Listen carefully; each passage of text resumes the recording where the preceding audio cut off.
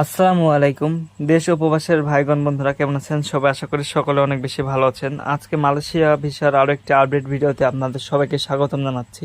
আজকের ভিডিওতে আমরা আলোচনা করব মালয়েশিয়া কলিং ভিসা কবে থেকে খুলতে পারে এবং মেডিকেল কবে থেকে শুরু হবে, তা নিয়ে থাকছে আজকের ভিডিওটি শুরু করার আগে ছোট্ট একটি অনুরোধ, যারা আমার চ্যানেল নতুন তারা অবশ্যই আমার চ্যানেলটিকে সাবস্ক্রাইব করে দিবেন।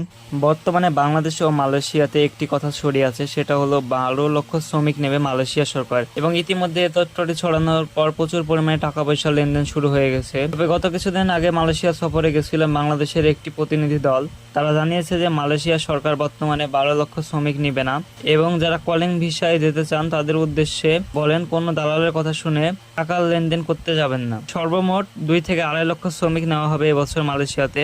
এর মধ্যে 50 থেকে 60 হাজার বাংলাদেশি কর্মী নেওয়া হবে, তাও আবার বিভিন্ন ক্যাটাগরিতে। ইতিমধ্যে জানা গেছে বাংলাদেশ সরকারের 13টি শর্ত ছিল, শর্ত 13টি মেনে নিয়েছে মালয়েশিয়া সরকার, এবং বর্তমানে মালয়েশিয়া সরকার সিন্ডিকেট মুক্তভাবে কর্মী নেওয়ার উদ্যোগ নিয়েছে, যে কারণে এবছর মালয়েশিয়া কলিং ভিসার খরচ অনেকটাই কমে এসেছে।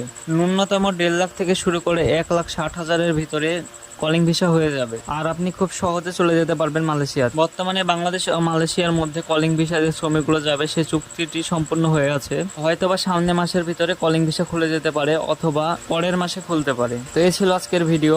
আমার ভিডিওটি যদি আপনার ভালো লেগে থাকে তাহলে অবশ্যই আমার চ্যানেলটিকে সাবস্ক্রাইব করে পাশে থাকা বেল আইকনটি অলে প্রেস করে দেবেন। আর আপনাদের যদি কোনো প্রশ্ন থাকে তাহলে অবশ্যই কমেন্ট বক্সে কমেন্ট করে জানাবেন, আমি উত্তর দেওয়ার চেষ্টা করব। সবাই ভালো থাকবেন, সুস্থ থাকবেন, আল্লাহ হাফেজ।